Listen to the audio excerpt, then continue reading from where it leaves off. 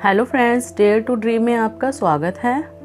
अहोई अष्टमी प्रत्येक वर्ष कार्तिक मास के कृष्ण पक्ष की अष्टमी तिथि को मनाई जाती है। यह व्रत करवा चौथ के बाद आता है। संतान सुख और उनकी लंबी आयु की कामना के लिए कार्तिक मास कृष्ण पक्ष अष्टमी तिथि पर अहोई अष्टमी का व्रत किया जाता है। इस व्रत की खास बात यह है कि ये जिस दिन की अहोई अष्टमी होती है, अगले सप्ताह उसी दिन की ही दिवाली मनाई जाती है। इस व्रत में महिलाएं निर्जला व्रत रखती हैं। पूरे दिन अन्न जल ग्रहण किए बिना दिन में अहोई माता की कथा कर रात को तारों को देखकर व्रत खोला जाता है। इस व्रत के दौरान किसी भी प्रकार की नुकीली चीज़ जैसे चाकू आदि का इस्तेमाल नहीं करना चाहिए। यह व्रत सभी जीवों की रक्षा करना सिखाता है।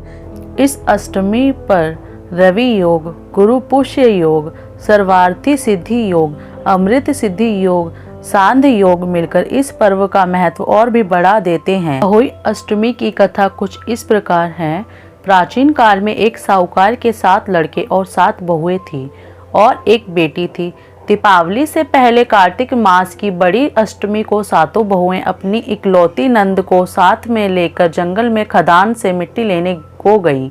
जहाँ से वह सब मिट्टी खोद रही थी, वहीं स्याऊ माता सह की मांद थी।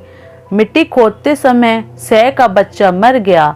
स्याऊ माता ने कहा कि तूने मेरा बच्चा मार कर मुझे निपुत्र कर दिया, इसलिए मैं तेरी कोख बांधूंगी।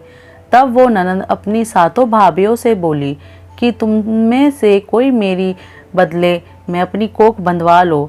6 भाभियों ने अपनी कोख बंधवाने से इनकार कर दिया, परंतु छोटी भाभी सोचने लगी कि यदि मैं अपनी नंद का कहना नहीं मानूंगी तो कहीं सासू जी मुझसे रुष्ट न हो जाएं। इस विचार से उसने अपनी नंद के बदले में अपनी कोख बंधवा ली। इससे जब उसके लड़का हुआ तो वह 7वें दिन मर गया। इसी प्रकार उसके 7 लड़के हुए और मर गए। तब एक दिन उसने ज्योतिषी को बुलाकर पूछा कि महाराज, ये क्या बात है? मेरी जो संतान होती हैं वह 7वें दिन मर जाती हैं, सो इसका क्या कारण है? और पंडित को उसने अपनी सारी कथा बताई। तब पंडित जी बोले कि देवी, तुम सुरही गाय की पूजा किया करो, क्योंकि सुरही गाय स्याऊ माता की बहली हैं, मतलब सुरभि गाय स्याऊ माता की सहेली हैं। वो तेरी कोख छोड़े तो तभी तुम्हारा बच्चा जी सकता है। इसके बाद से वह बहु नृत्य प्रति प्रातः काल उठ करके चुपचाप सुरही गाय के नीचे सफाई करके अनेक प्रकार से सेवा खिदमत करती। गौ माता उससे बोली कि तू मेरी बहुत सेवा करती है, इसलिए मेरी आत्मा तुमसे बहुत प्रसन्न है, इसलिए मांग मुझसे क्या मांगती है। साहूकार के बेटे की बहू बोली कि स्याऊ माता तुम्हारी बहली हैं और उन्होंने मेरी कोख बांध रखी है, सो आप कृपया करके अपनी बहली से मेरी कोख खुलवा दो। उस दुखियारी की ये बात सुनकर गौ माता बोली, अच्छा।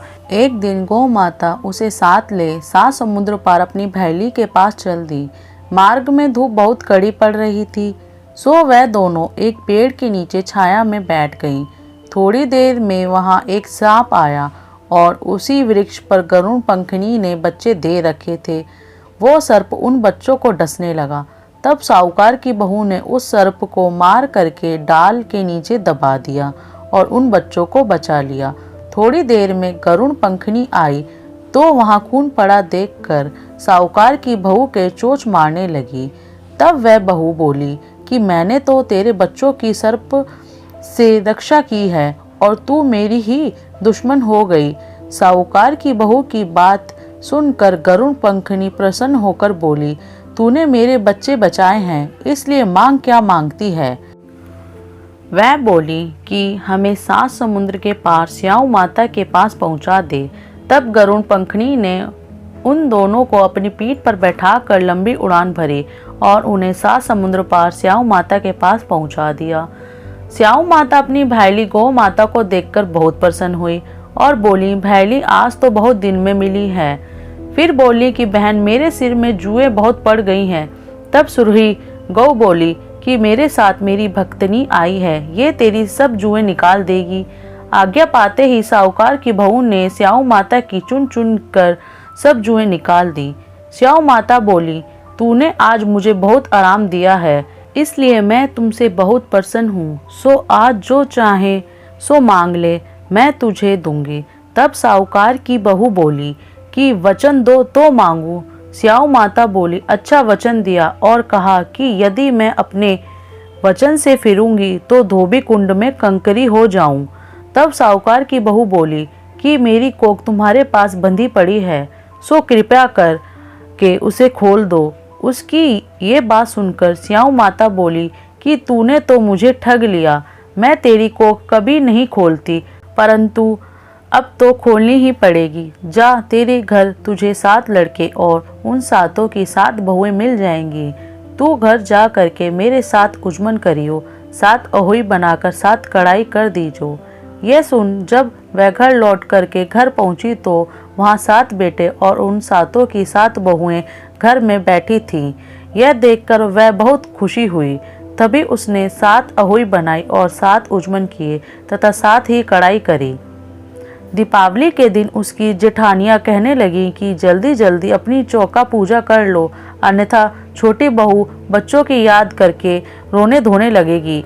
थोड़ी देर में उन्होंने अपने बच्चों से कहा, चाची के घर जाकर के देख के आओ कि आज वो अभी तक क्यों नहीं रोई। बच्चों ने आकर कहा कि चाची अहोई बना रही हैं और वो तो खूब उजमन कर रही हैं। यह सुनते ही उसकी जेठानियां दौड़कर उसके घर गईं और जाकर कहा कि तूने अपनी कोख कैसे छुड़वाई। वह बोली कि तुमने तो अपनी कोख बांधने से इनकार कर दिया, पर मैंने अपनी छोटी ननंद का ख्याल करके अपनी कोख बंधवा ली थी। अब स्याऊ माता ने मुझ पर कृपा करके मेरी कोख खोल दी है। जिस प्रकार मेरी कोख खोली है उसी प्रकार संसार की सभी नारियों की कोख खोल देना। हे स्याऊ माता, इसे सुनने वाली तथा हुकारा भरने वालियों ने सब परिवार की नारियों की कोख खोल देना, यही हमारी सबकी तुमसे विनती है। जय स्याऊ माता। अगर वीडियो अच्छी लगी तो लाइक करें, शेयर करें और इसी तरह की वीडियो और कहानी सुनने के लिए हमारे चैनल को सब्सक्राइब जरूर करें। Thank you friend. जय माता दी।